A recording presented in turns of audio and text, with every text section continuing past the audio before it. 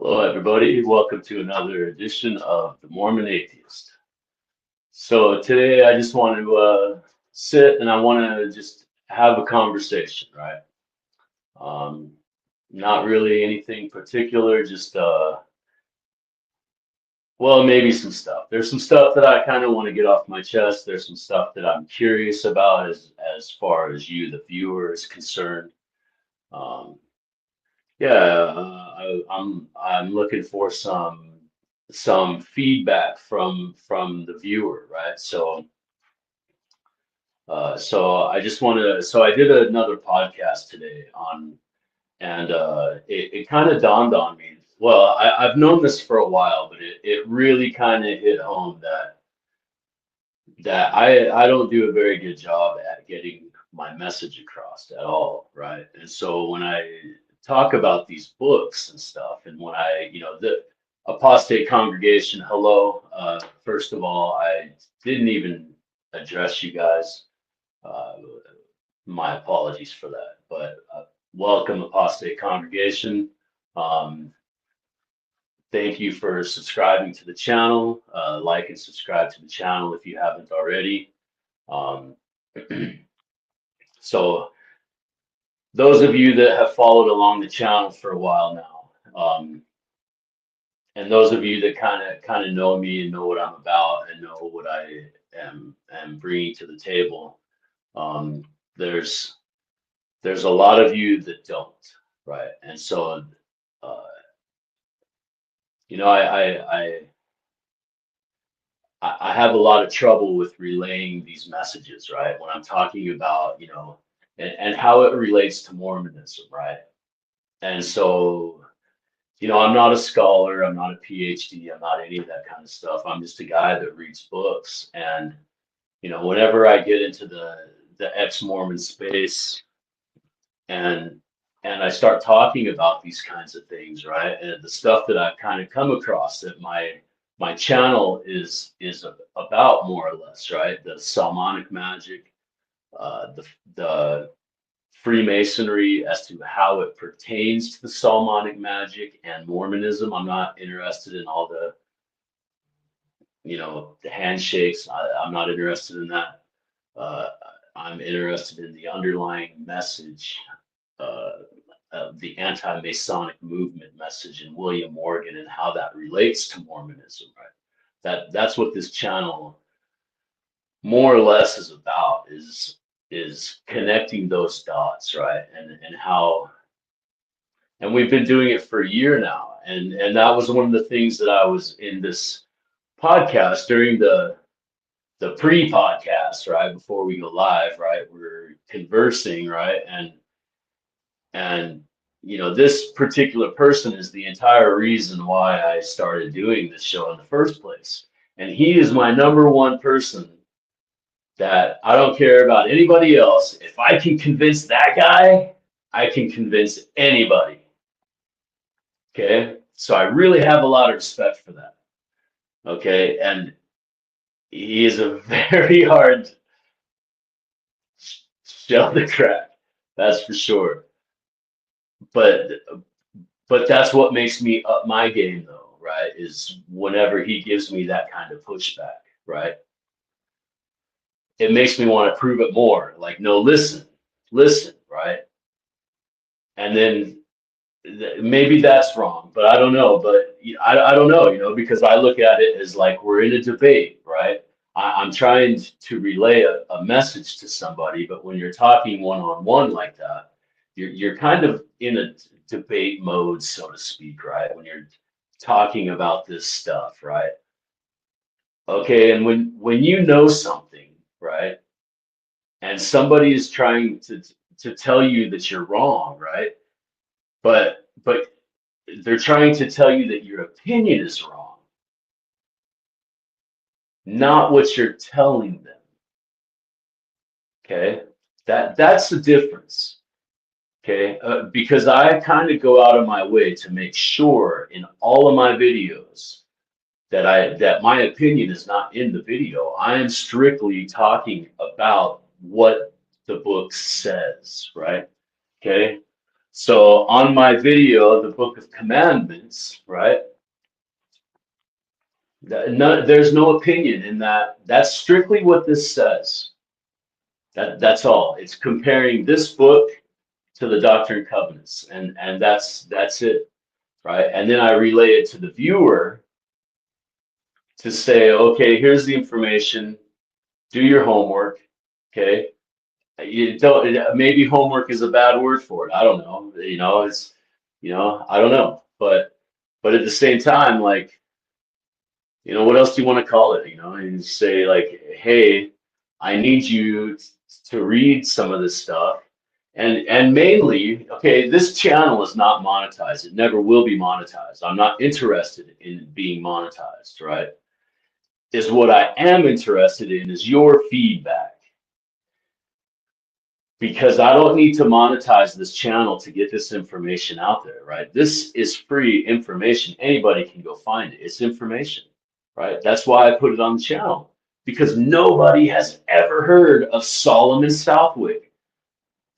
Apostate congregation, how many of you before you heard this channel have ever in your life heard that name? Even you Freemasons out there, all you Freemasons, how many of you have ever heard that name? I would, there may be a handful, but nobody's ever heard that name until the Mormon atheist brought it on the stage. Right here it is. Let me find it right here.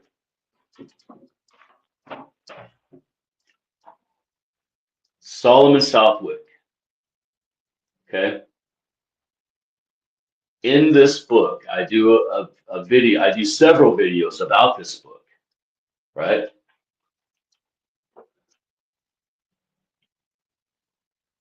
Okay. So in this book,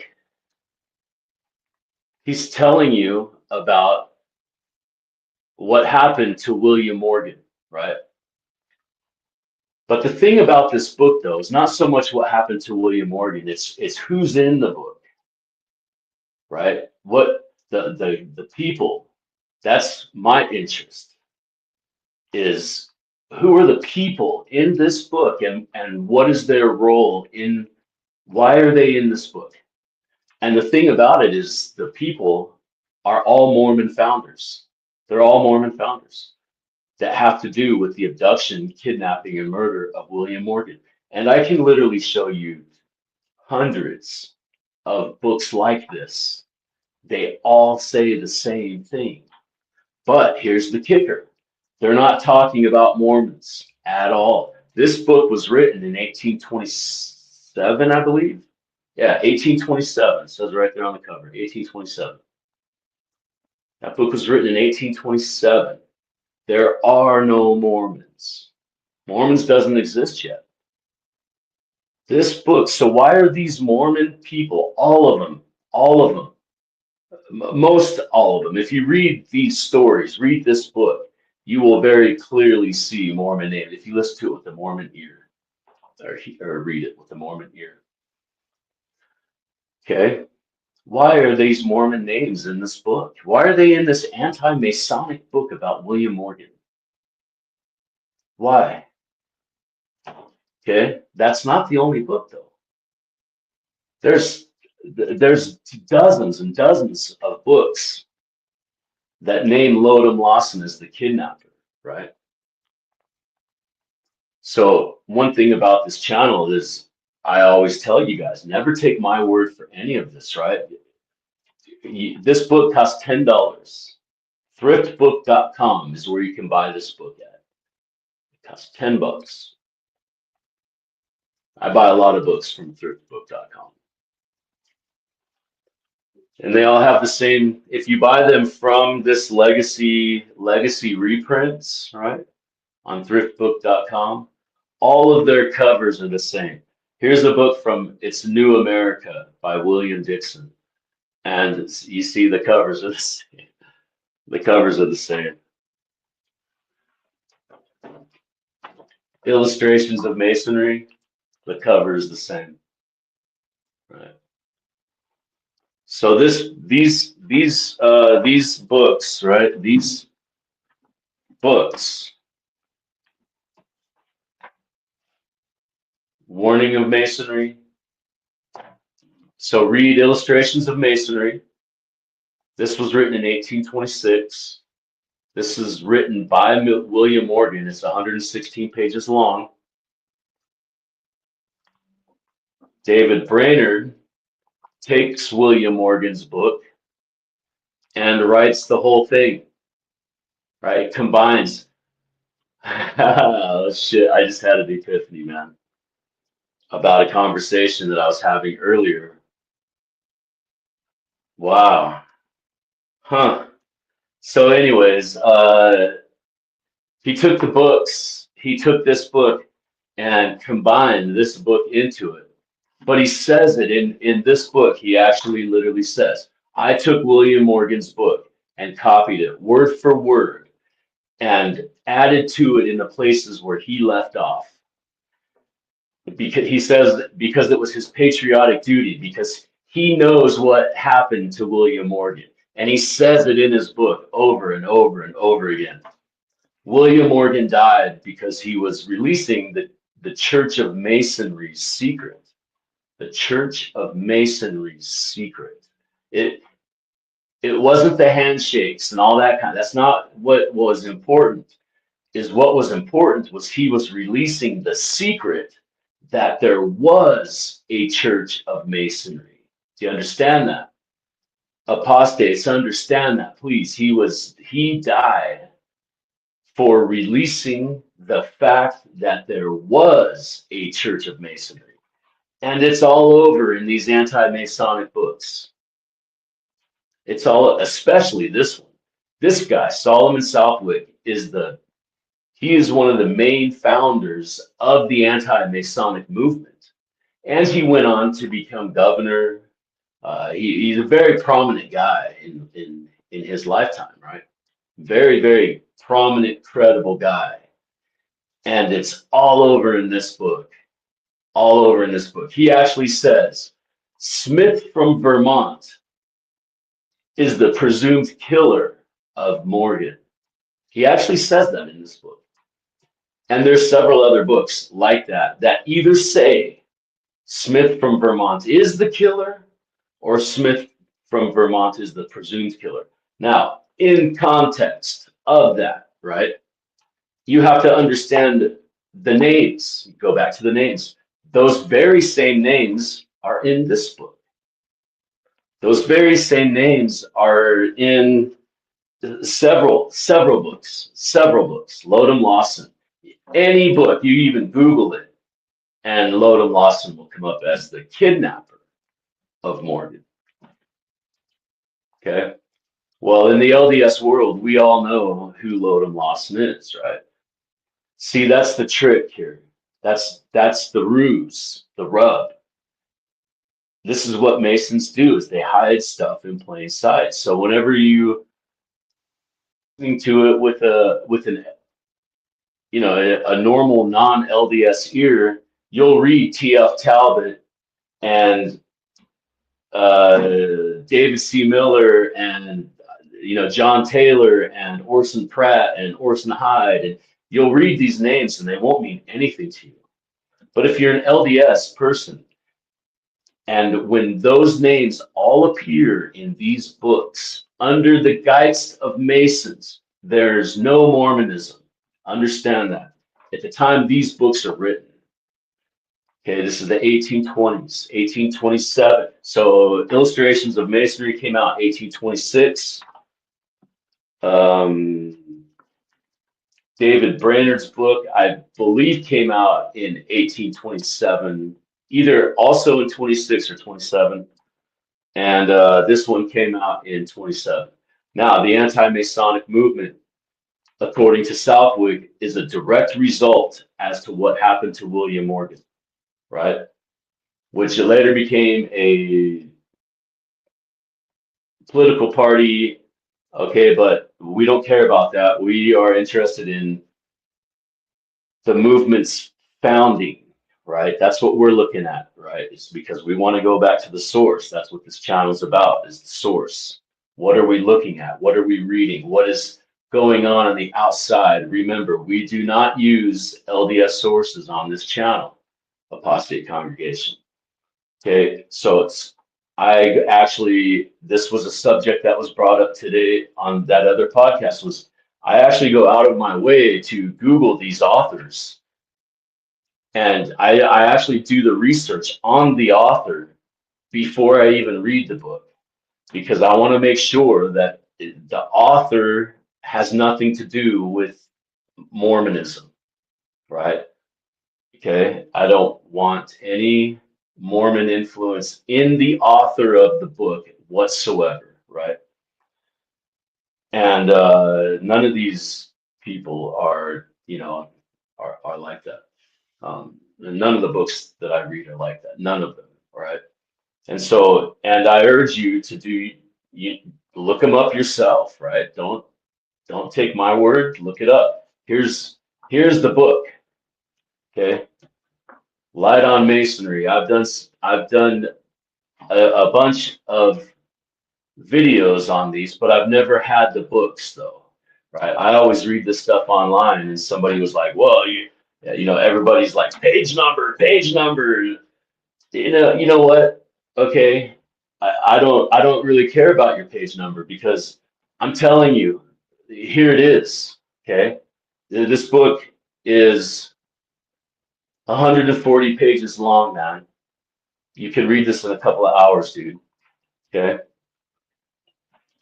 So, now when you get into the bigger books, yes, right? It might take you a day. I'm reading a book right now. It's like 590 pages. I'm almost done with it, but I've been reading it for 2 days, like solid 2 days. Okay. You know, so you have to read some of this stuff, right? And so whenever, so now that I do have the books, right, we'll talk about uh, the Greater Key of Solomon, right? This was on my show the other day, or so I talk about this just about on every single one of my episodes. I talk about this, right? About the third pentacle of Jupiter. But now that I have the books, I can actually show you what they are.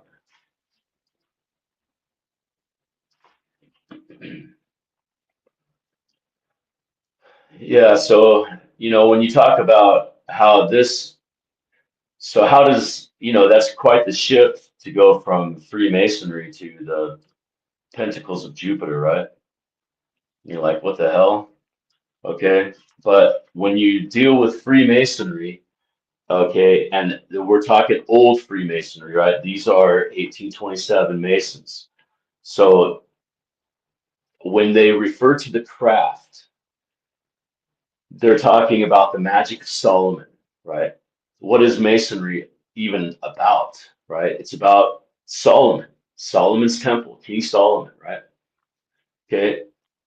Read the Testament and Treaties of Solomon, and you'll see a lot of Freemasonry will make sense to you after that, right?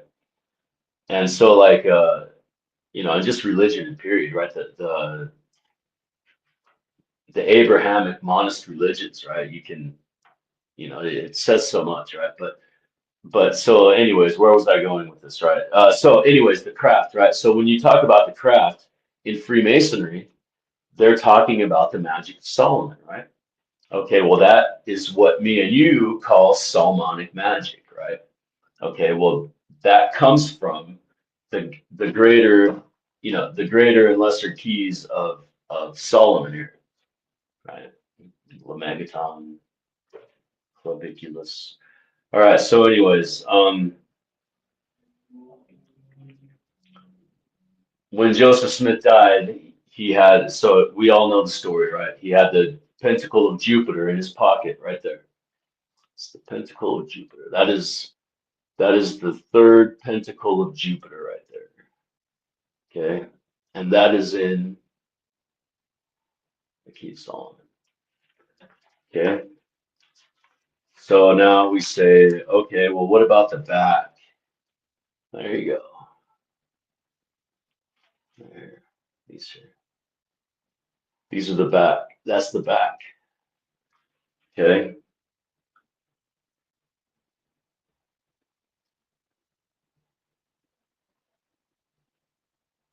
Yeah. So why is that important, right? And why does that like blow any of the magical worldview kind of BS out of the water? The reason is because the history of these books, right? The key of Solomon is where like all modern day magic comes from, or all magic period, right? It's the Christianized version of the Greek magical papyri, right? So,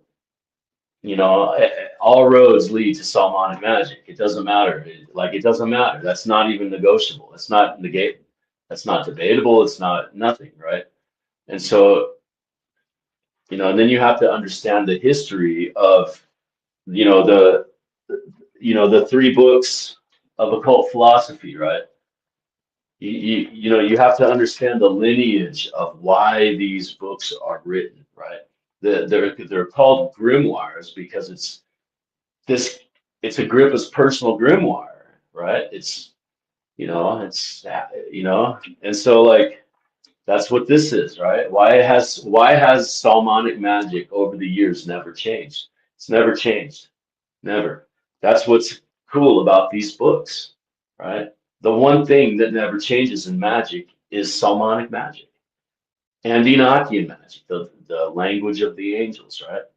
But everything else changes. And that's what forms a grimoire, right? Okay. So all roads lead to Salmonic magic, the craft, the magic of Solomon, right? The parchment paper, everything. It's all Salmonic magic. Joseph Smith is using the sword of Laban and he's drawing circles, right? Actually, in this book right here,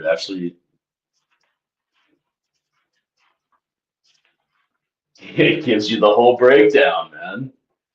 Right there. Gives you the whole breakdown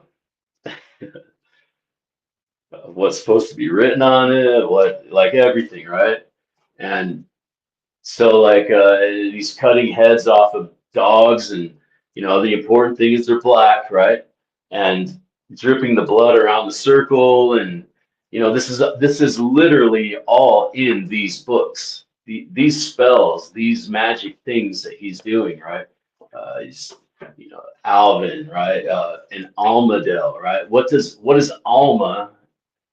Okay, the thing that he has where he's doing the scribe, right? Where he's got his head in his hat and he's got his seer stone, right? He's doing Salmonic magic. He's got his head in his hat. He's doing a seer stone, and he's got the scribe on a table, right? He's sitting across from him. Oliver Cowdery's across from him. That table is called an almadel, right? Alma. Okay. And that's kind of a funky correlation, but if you actually read Alma, right, and what they're saying in Alma and all this stuff, right, and then you look at what an Almadel is, right, and there's, I mean, it's crazy, it's crazy. Okay, this is very much Salmonic magic. When you go to a Mormon temple, the baptismal font, right? They're aligned with oxen, right? Or cows or whatever you want to call them, right? Okay. That's Salmonic magic, the dragon cults, right? That's the magic of Solomon, right? And so all this stuff correlates, right? It's all in play. And at this level of the game, in my view, on my channel, my viewers, right? The apostate congregation, right? The people that are actually interested in this stuff. At this point in the game, if you have not read at least one of these books by now, okay, that I talk about on my channel, I would like to have your feedback as to what you think of those books, right? This is where your help comes in. I very much would like to have your feedback. I urge you guys, folks, apostates, read some of these books. right? And get back to me and let me know what you think. And because in my, and one thing that I really hold dear is I do not insert my opinion when I'm doing a presentation, right? But today I'm not doing a presentation. We're just talking, right? So, maybe I should have put the heading is "Let's talk about Mormonism." Maybe I'll change it to that later. But so, yeah. So, through reading these, you do form an opinion, right? You do. There's a newspaper, or there's countless newspaper articles of the day. There's all kinds of magazines, right? And that's one of the cool things about reading some of these books, right? Well, in all of these books, right? In all of these books, they reference other books or other people, right? That have something to do with this movement, right? And you can look those people up and you can read their books, okay? And this is actually how I went down this rabbit hole. Was I would read this guy's book, and then he would mention somebody else or another author, and I'd look him up, and he would pass my, my little no Mormon test, right? And then, so, and then you just start reading these books, and you start getting a very clear picture, especially in the way that I've been doing it is by looking up these authors first, and and then reading the book, right? Like I hear about them, I'll look up the authors, see what they're all about, and then I read the book, right? And that is actually, and one thing I really want to urge people is to read the preface. Read the preface of some of these, well, all of them, because the preface is the intent. It's the intent of the author as to why he's writing the book. And especially when it comes to light on masonry, the preface of this book is so incredibly important. If you don't read the preface, you will completely miss the entire point of this book if you do not read the preface. Light on Masonry by David Brainerd. I highly, highly, highly recommend that book. It is such a good book, man. It's a page turner. I've read it. So these three books right here, Light on Masonry, Illustrations of Masonry, and A Solemn Warning Against Masonry. These two books, A Solemn Warning and Illustrations, I've probably read each one of these at least 100 times. At least. I mean, they're only 140 and 116. William Morgan's 116-page book. LDS people will know what that means, but non-LDS people won't. Okay? Non-LDS people is what that means is Joseph Smith wrote a first Book of Mormon that was 116 pages long, right?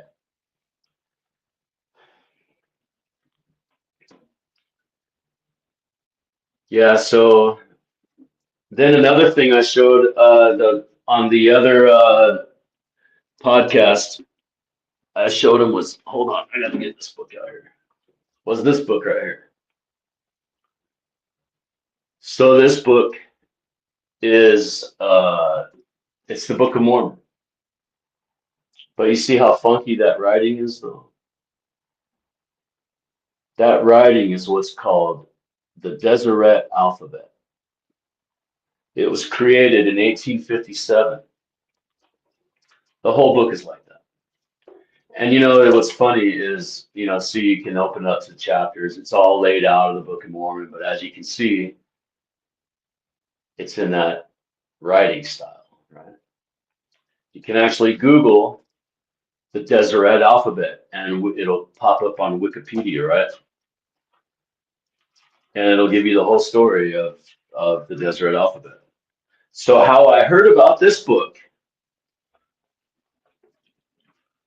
was from this book. It's a thick one. H. Bancroft, History of Utah. This book was written in 1889.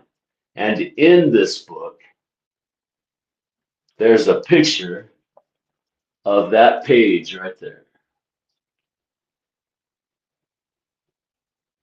There's a picture of that page right there.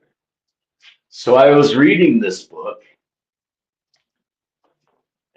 and when I came across that, I was like, no effing way. You have got to be kidding me, right? So the thing about H.H. Bancroft is in every one of his books, he'll do something like this. He'll write a paragraph, and all from here down is all references to this paragraph. Every single page is like that. Everyone. Everyone. See? This page, here's the references. This page, here's the references. In the beginning of this book, there's 52 pages, not 52 references, 52 pages of references. And they're all, look here, right here. You see how small that writing is? There's 52 pages of that. That's the amazing thing about this book. And every single Mormon historian that I have spoken to about this book, 100% discredited. But then if you look up who H.H. Bancroft is, Hubert Howe Bancroft, look him up. This guy is prolific. He has so many books, and they're all history books, all of them. But for some reason, the one on Utah is completely wrong. But everything else is okay. Come on. Okay. All right. So I don't know offhand. I'll just thumb through it to see if I can find a picture quick. But I mean, in this book, he literally talks about everything. I mean, he's got little maps, right? He's got little maps. He's got everything, man. This book is almost 900 pages long. And I've read this entire book twice. I've read it twice, 2 times.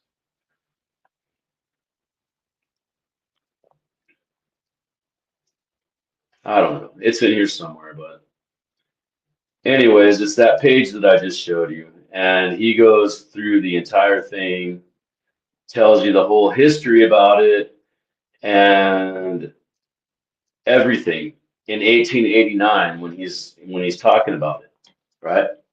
And so I Googled it and looked it up, and lo and behold, here it is. The same exact thing in 1889. And you can purchase this today. I got it on thriftbooks.com. You can buy it on, it was like $8. Thriftbooks.com. And let's see.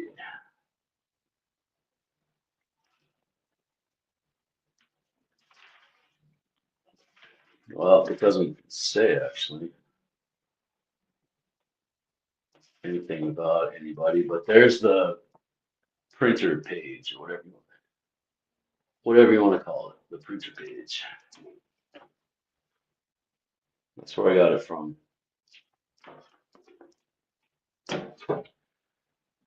So you have to wonder, and you got to ask yourself, right? What is the Book of Commandments, right? The Church of Christ. Why is there a Book of Commandments? And how does this book relate to Joseph Smith? Well, like I said before, the anti-Masonic books will tell you the importance of this book, the Church of Christ. This is from the Church of Christ. This is Joseph Smith's original book.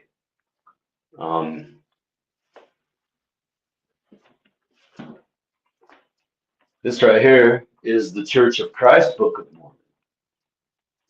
The Book of Mormon is from the Church of Christ.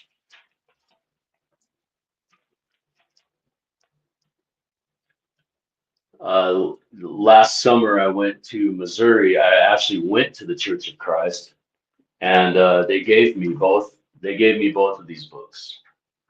This one has got a little bit of water damage. I don't know how it got wet, but for some reason, somehow it got wet. But this is a real bummer. But yeah, so these are like, I had somebody ask me the other day if they could borrow these, and I was like, hell no. No, no, no, no. And the reason why this is important is because it's different than the Brighamite Book of Mormon. The Book of Commandments are different than the Brighamite Doctrine of Covenants. So like I really kind of go out of my way to refer to it as Brighamites and the Church of Christ, Joseph Smith, right? Because once Brigham Young takes over, it becomes the Brighamite Church. It's no longer Joseph Smith's church, right? And so yeah, so that's some interesting stuff. And and when you go down these rabbit holes, they're going to take you to like the Oberlin College. If you Google the Oberlin College, right on the very front page, it actually has a quote talking about the LDS Brethren.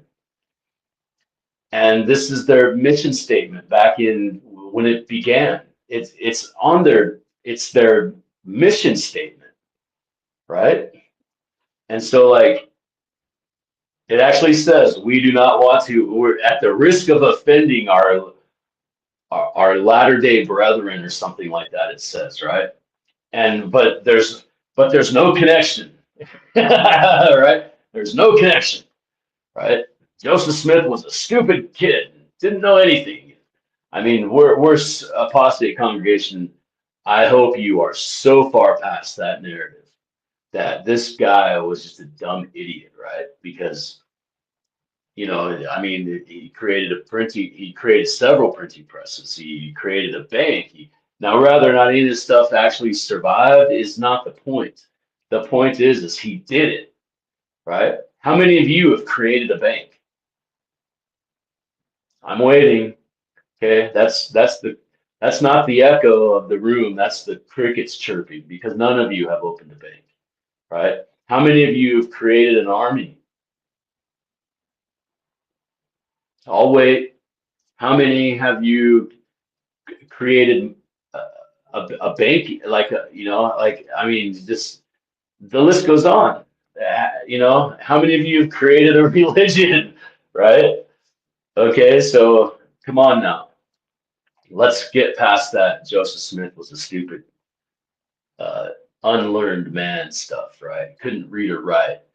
Yeah, let's get past that. The dude, it's very well known. He was doing Jewish classes. He was doing Greek classes. The book I'm actually reading right now talks about how it was extremely well known that he was a very smart guy. He was dabbling in the Greek. He was dabbling because the Greek was hot at the time, right? That's when the Rosetta Stone was discovered, right?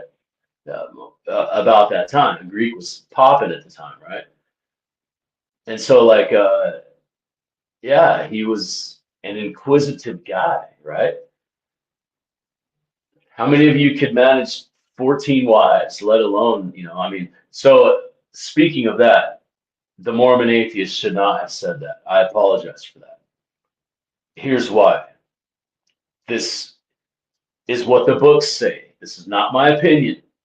It's what the books say. And this is a hot topic on polygamy right now. Because all of these books, everything that I have read, okay, keep in mind, apostates, the Mormon atheist stays as close to Joseph Smith as possible, reading outside source books, right? Okay, that's very, very important to the context of this channel, right?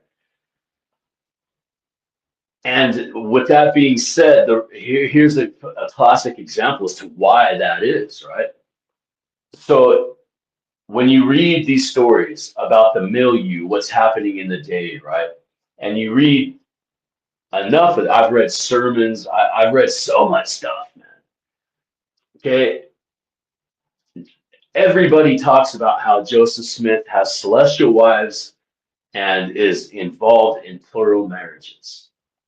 That is a very key statement right there. Celestial wives and involved in plural marriage. Okay, now that's the early Joseph Smith days. Okay, now let's take into the Brigham days, right? All of these history books, H. Bancroft, William Dixon, the list goes on. All these books, right? They all say Joseph Brigham Young produced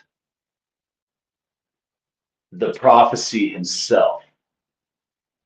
None of them say Joseph Smith, but they give you the backstory of Joseph Smith.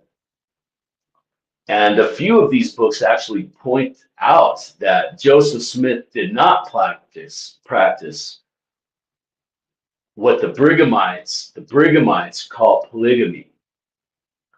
Joseph practiced celestial marriage and had many wives, but he was not a polygamist. So what that says to me, we know he's going around having sex with everybody's wife, sending the dude off on a mission, sleeping with his wife. That's not polygamy. A guy being a whore is not polygamy. You're just being a whore. And the dude was known for just being a whore. But they all talk about celestial marriage in the term of, you think of baptism of the dead. The people died, they didn't have a chance to get baptized. So now we're gonna baptize them. That's what celestial marriage is. The person died, right? They didn't have a chance to be married to a faithful member. And so so after they die, they get married. That is celestial marriage. And that is what he had many wives. He had plural wives in celestial marriage, not polygamy. Being a whore is not a polygamist act. You're just a whore, right? But then it transfers, right? Somewhere along the line, okay, this thing transfers. And the book I'm reading now really kind of goes into that. It goes into like some pretty good detail of that. William Dixon actually talks about it in his book, and so does H. Bancroft. William Dixon goes into it, and William Dixon is in 1866, and he actually says that Brigham goes, and there is no thing. And so, hey, one thing, so in the Book of Commandments, okay, it stops at, I believe it's 62 or something like that. Right. It's in Roman numerals, so I don't know what number that is. I think it's 62 or something, right? 65. That's where this book stops. There is no 132 in this book. This, to the Church of Christ, is touted as the original Joseph Smith's Book of Commandments. Both books, the Book of Mormon and the Book of Commandments. And in the old days, this is actually what the Doctrine of Covenants was called, was the Book of Commandments. There was no Book of Mormon. It was the Book of Commandments, right? Okay. So there is no 132 in this book. It stops at 65. Now, there is a celestial marriage prophecy in here. It's not polygamy. It does not read anything at all like 132 does. I mean, it actually has a lot of similar. The threats to Emma are there, yeah, all that stuff, right? It's all there. But as far as the polygamy, changing celestial to polygamy, that's what occurs, and that's what takes place, and that's where people are getting all pissy. Is Joseph Smith was a polygamist? No, he had many celestial wives, plural wives, celestial wives, not polygamy wives. And this book reflects that very much so. And a lot of these books, they all say the same sentiment. He wasn't a polygamist. he had many wives, and he was known for having many wives. And this cockamamie story, right? Because to all these people, that's what this was a cockamamie story. You know, this guy says, you know, he's marrying people's wives and stuff, right?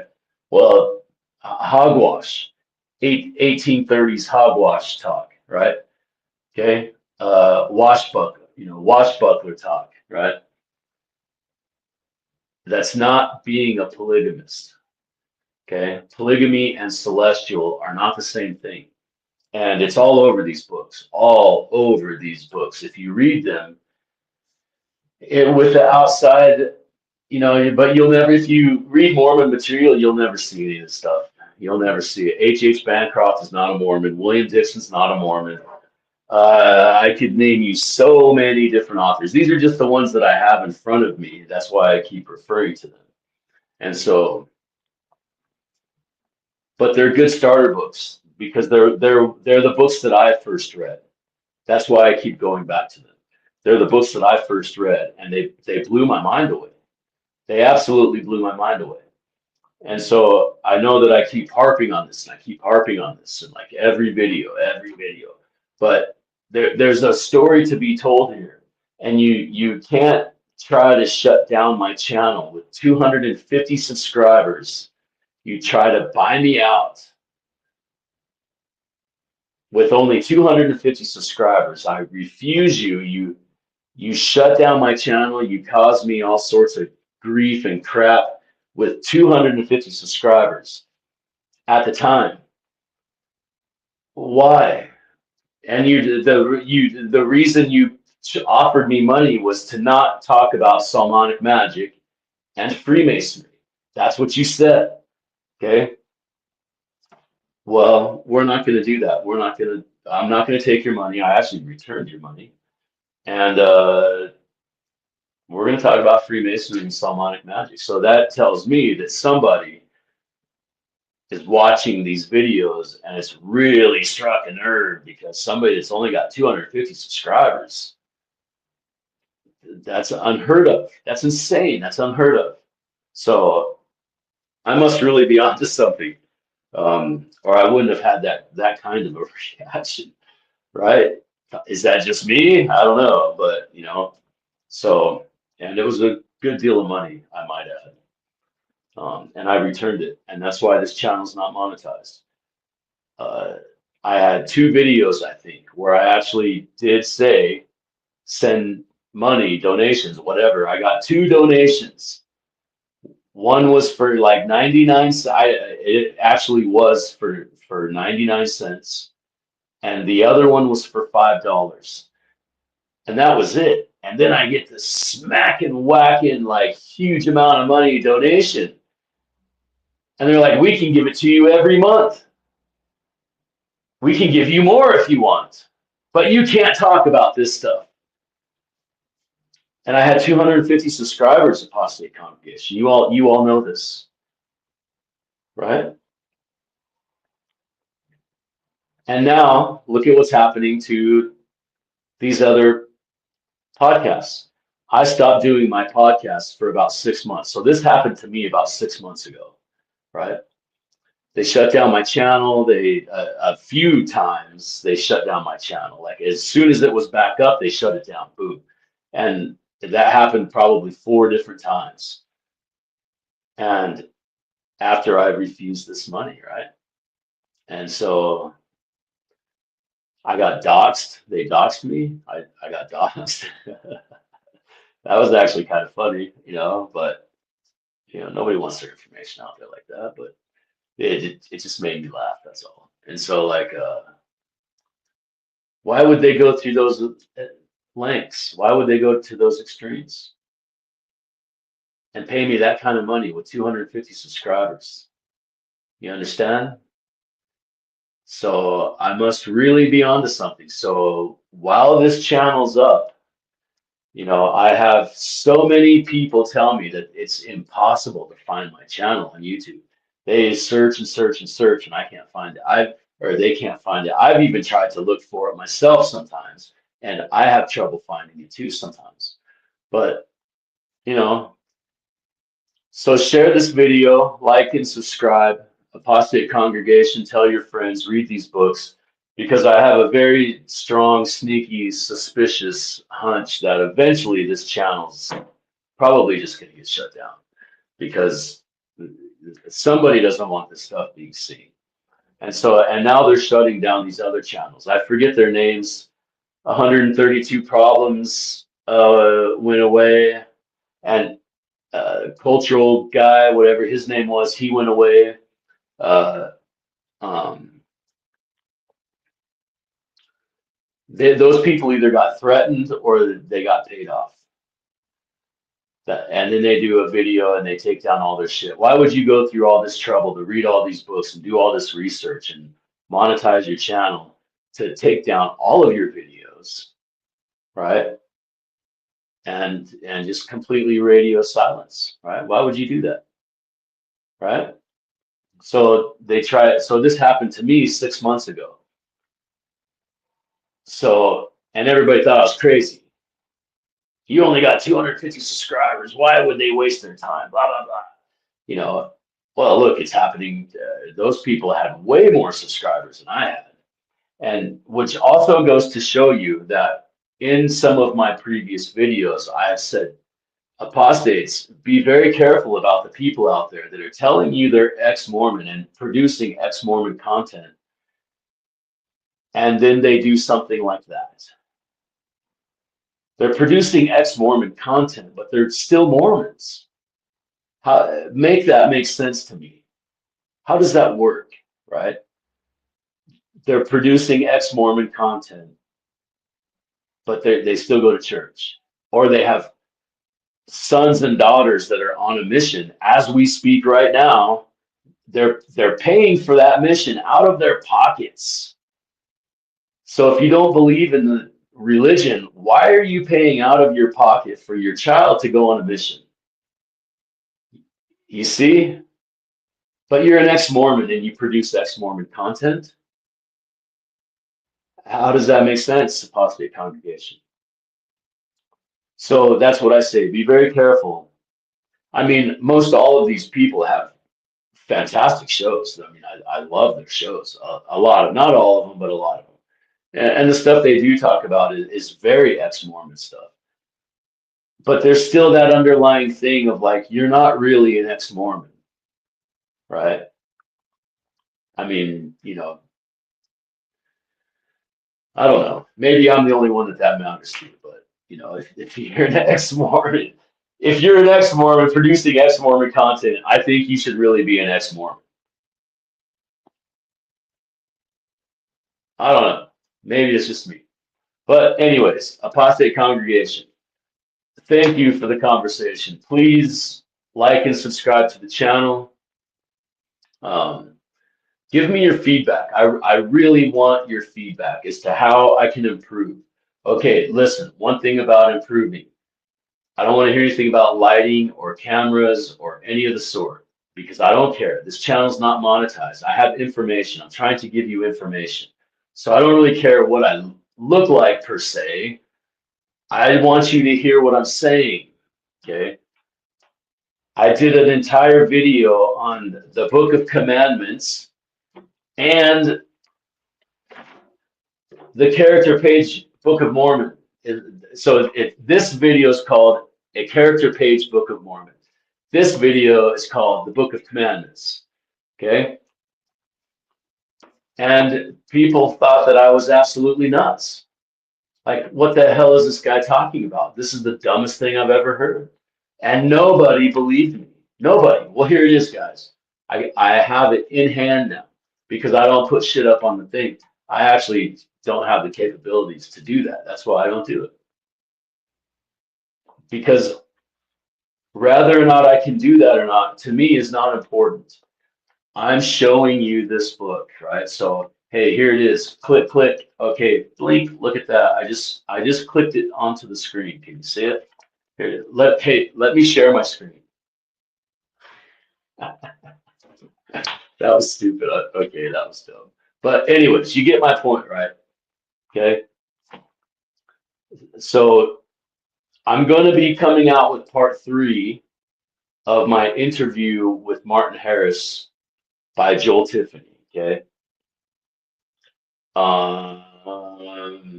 I'm just trying to get back into the thing. My last video was upside down.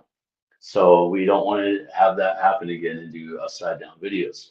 Um, but on my end of the screen, it looked totally normal. Like it looked completely fine. I was right side up, everything was a go. And then I go to watch it again after, and I'm upside down. And I was like, oh shit, I'm upside down. That looks so bad. But hey, whatever. I don't care. So I want you to hear the message. I don't care if you think my lighting is bad or I've been wearing the same shirt every time.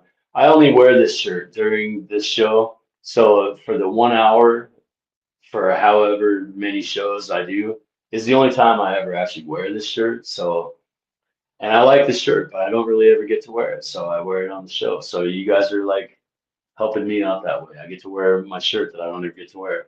And so, yeah. But so I want to hear about the shirt, right? It's a comfortable shirt. It is getting kind of old, though. I will give you that. It's been a year. I've been wearing this shirt on air for a year now. It's probably time to change my shirt after a year. All right. So, apostate congregation, like and subscribe. It's very, very important that you read these, share this video, share all of my videos, tell your friends, tell everybody about the channel. Tell them to come join the apostate army, man. And let's do this. The apostate congregation, I need people to start reading these books and and giving me feedback. Am I completely off my rocker? Or hey, is there something to this? Okay, that's what I'm looking for. So give me feedback. Do you like the channel?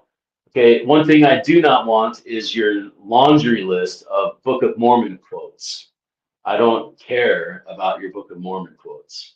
Okay, I'm not interested in your Book of Mormon quotes. I don't even read them, honestly. And so you're just wasting my time, right? And you're wasting your time. That's more important. Is you're wasting your time by thinking I care. Because I don't, right? So um, yeah, yeah, I'm not interested. So anyways, let me know. Like and subscribe to the channel. I've said that about 10 times now, continually rambling. And let me know. Give me feedback. Comment on the channel. Comment on the videos. Comment. Let me know what you think. All right. Thank you, everybody. And we will see you next time.